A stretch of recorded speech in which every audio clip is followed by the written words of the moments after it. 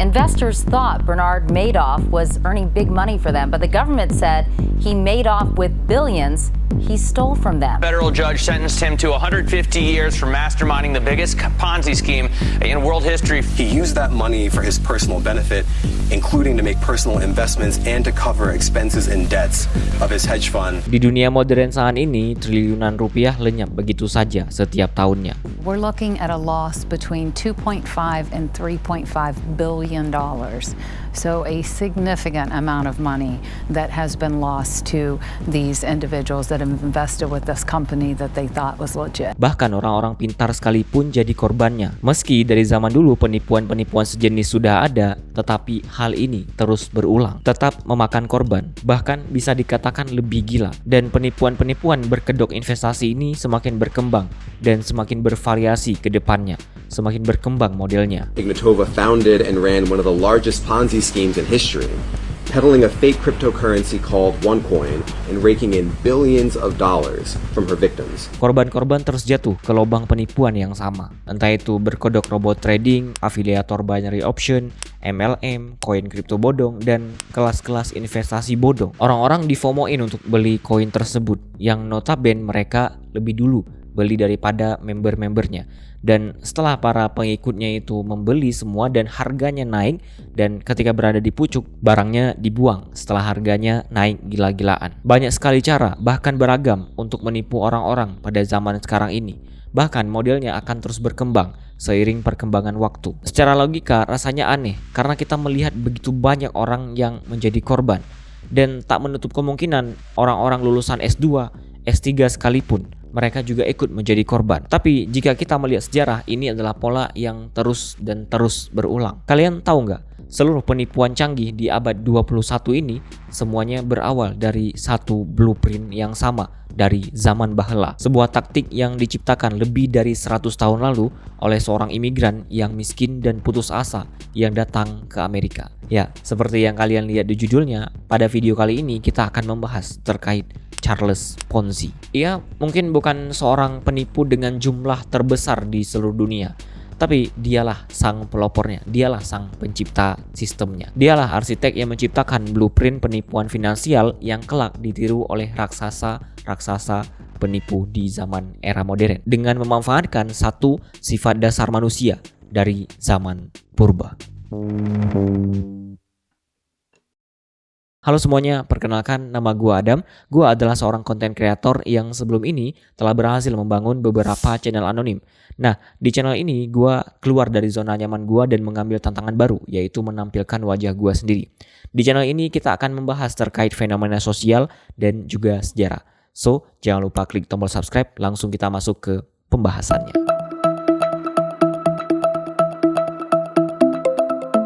Charles Ponzi lahir di tengah keluarga yang dulunya adalah kaum elit dan pedagang sukses. Saking dihormatinya, ibunya masih dipanggil dengan gelar kebangsawanan, yaitu Donna. Tapi sayangnya Ponzi lahir di era yang salah. Generasi-generasi sebelumnya membuat keputusan finansial yang buruk, sehingga keluarga mereka jatuh miskin. Gelar bangsawan itu hanya tinggal nama, dan ayahnya banting tulang bekerja sebagai seorang tukang pos. Kehilangan status sosial ini menghancurkan mental Ponzi muda. Ia menolak kenyataan. Di kepalanya, ia meyakini bahwa ia punya darah orang kaya, berhak hidup mewah tanpa perlu bekerja keras. Buktinya, saat ayahnya meninggal, Ponzi mendapat sedikit uang warisan untuk biaya kuliah di Universitas Roma. Namun, bukannya belajar, ia malah menghamburkan uang itu untuk membeli pakaian kelas atas, mentraktir teman-temannya di restoran mahal, menonton opera, pergi ke bar untuk berjudi, dan berfoya-foya lah intinya. Dan ya, dia melakukan semua ini adalah demi satu tujuan, yaitu menciptakan ilusi bahwa dia adalah anak orang kaya di hadapan teman-teman kampusnya yang notabene adalah anak orang kaya raya. Dan hanya 4 tahun, bukannya kuliahnya yang lulus, tapi uangnya entah kemana.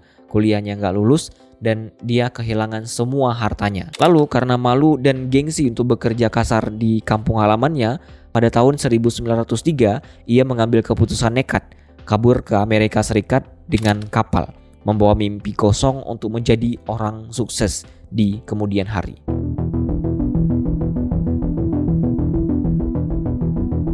Tapi Amerika bukanlah surga yang ia bayangkan. Selama lebih dari belasan tahun, ia hidup luntang-lantung di sana. Ia bekerja sebagai pencuci piring, pelukis papan nama, dan pelayan di sana. Semuanya tidak bertahan lama karena dia sering dipecat akibat ketahuan mencoba menipu pelanggan. Lelah hidup miskin di Amerika, pada tahun 1907, Ponzi mencoba peruntungan baru ke utara, tepatnya di Montreal, Kanada. Siapa sangka kepindahannya ke Kanada inilah yang menjadi awal mula petaka.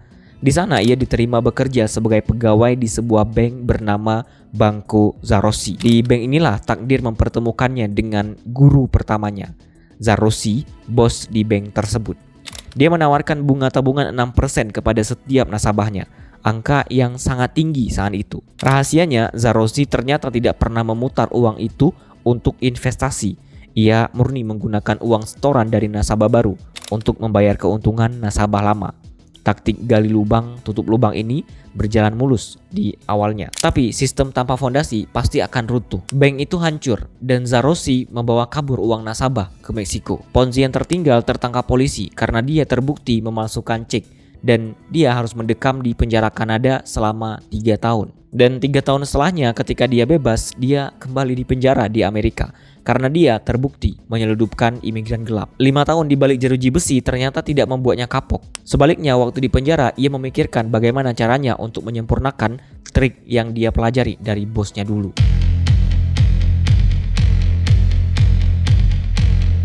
Setelah akhirnya bebas total, Ponzi menetap di Boston.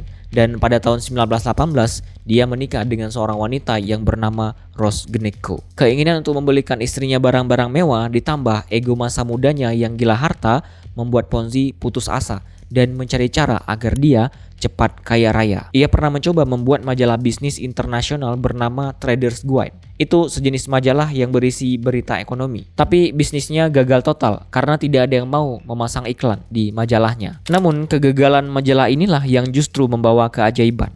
Saat sedang mengirim surat ke berbagai perusahaan di Eropa untuk menawarkan majalahnya, ia mendapat balasan dari sebuah perusahaan di Spanyol. Di dalam surat itu terdapat sebuah kupon perangko internasional. Fungsi asli kupon IRC ini sangat sederhana. Contohnya, kalau kalian di Amerika mau mengirim surat ke teman kalian di Italia, kalian cukup menyelipkan kupon IRC ini di dalam amplop. Nanti teman kalian di Italia tinggal menukarkan kupon itu di kantor pos mereka dengan perangko lokal secara gratis, supaya dia tidak perlu keluar uang untuk membalas surat kita. Nah, setelah Perang Dunia Pertama usai, nilai mata uang Italia jatuh ke titik terendah. Sementara di sisi lain nilai dolar Amerika sangat kuat. Tapi anehnya, Serikat Pos Dunia belum memperbaharui harga penukaran kupon IRC ini. Logika bisnis Ponzi begini. Pertama, Ponzi menukar uang dolar menjadi lira. Karena lira sedang anjlok, ia dapat lira yang sangat banyak. Kedua, uang lira itu dipakai untuk memborong kupon IRC di Italia dengan harga super murah. Dan ketiga, kupon itu dikirim pakai kapal ke Amerika. Keempat, di Amerika, Ponzi menukarkan kupon murah tadi dengan perangko Amerika yang harganya mahal. Dan terakhir, Ponzi menjual perangko Amerika itu dan mendapatkan uang dolar tunai. Secara hitung-hitungan kertas, Ponzi bisa mendapatkan keuntungan 400% secara legal. Pada tahun 1920, berbekal ide legal ini, dia mendirikan perusahaannya sendiri. Ia menjanjikan keuntungan gila ke publik. Berinvestasilah di tempat saya, dan setelah 45 hari, modal kalian akan kembali 50%. Hanya dalam 45 hari, katanya. Awalnya, ia benar-benar berniat melakukan bisnis perangko ini. Tapi kenyataan menamparnya lagi. Biaya pengiriman perangko lintas benua sangat mahal. Terlebih lagi, jumlah perangko di seluruh dunia tidak akan cukup untuk menutupi janji keuntungannya. Dan idenya kembali gagal total. Di titik inilah Ponzi harus memilih dua jalan. Mengakui kebangkrutannya atau menggunakan ilmu hitam yang dia pelajari dari bosnya dulu, Zarossi. Ya, seperti yang kalian tahu, dia memilih jalan yang kedua. Mari kita bedah secara perlahan bagaimana sebenarnya cara kerja penipuan ini agar kita paham betapa jenius sekaligus liciknya sistem ini. Bayangkan ada investor pertama, sebut saja Tuan A.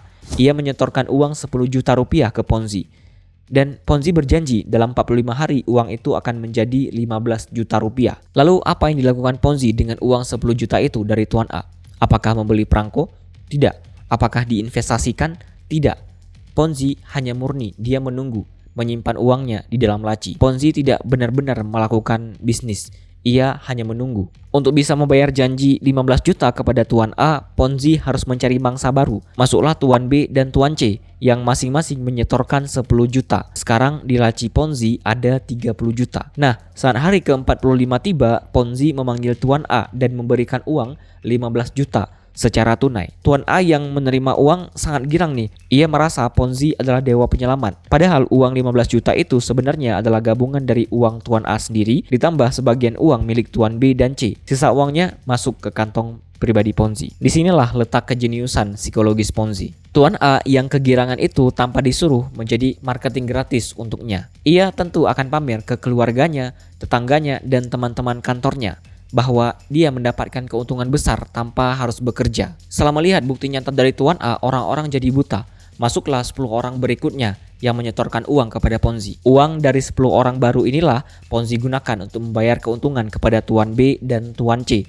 Begitulah seterusnya. Gali lubang, tutup lubang. Skema Ponzi resmi sudah lahir.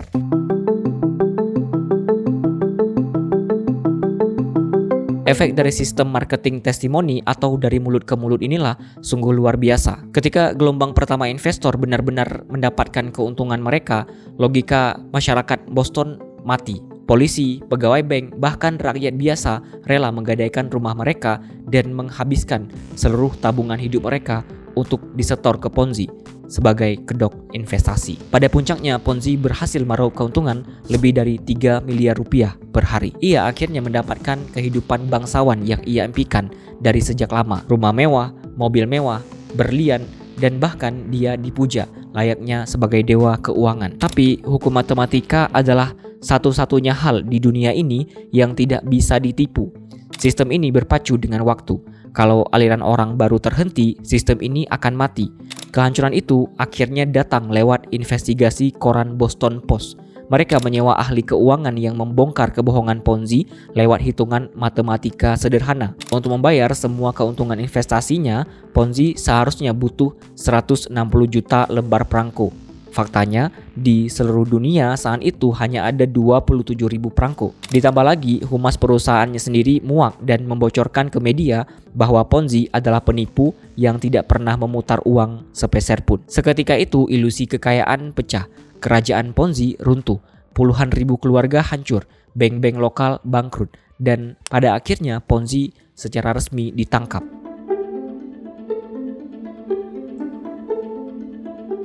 Ponzi menghabiskan sisa hidupnya keluar masuk penjara, dipulangkan ke Italia dan akhirnya meninggal dunia dalam kondisi sangat miskin dan sendirian di rumah sakit amal di Brazil pada tahun 1949.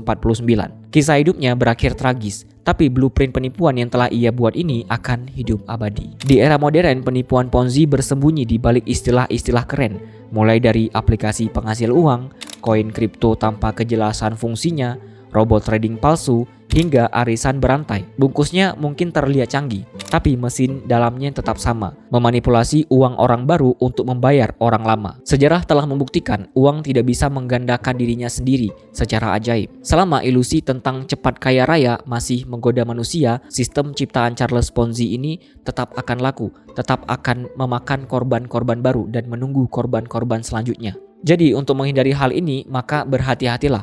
Seperti yang sering gua katakan, sesuatu yang terlalu indah untuk menjadi kenyataan, maka itu bukan kenyataan. Too good to be true. So, apakah kalian pernah melihat sistem seperti ini di Indonesia? Apakah itu ada di sekitar kalian? Atau bahkan kalian jadi salah satu korban dari penipuan seperti ini? Tulis pendapat dan pengalaman kalian di kolom komentar supaya kita bisa belajar dan menghindari penipuan-penipuan yang sama di kemudian hari. Terima kasih sudah menonton videonya sampai akhir. Semoga videonya bermanfaat. Jangan lupa untuk klik like dan subscribe biar kita bisa terus bahas hal-hal penting kayak gini. Gua Adam, pamit. See you in the next video.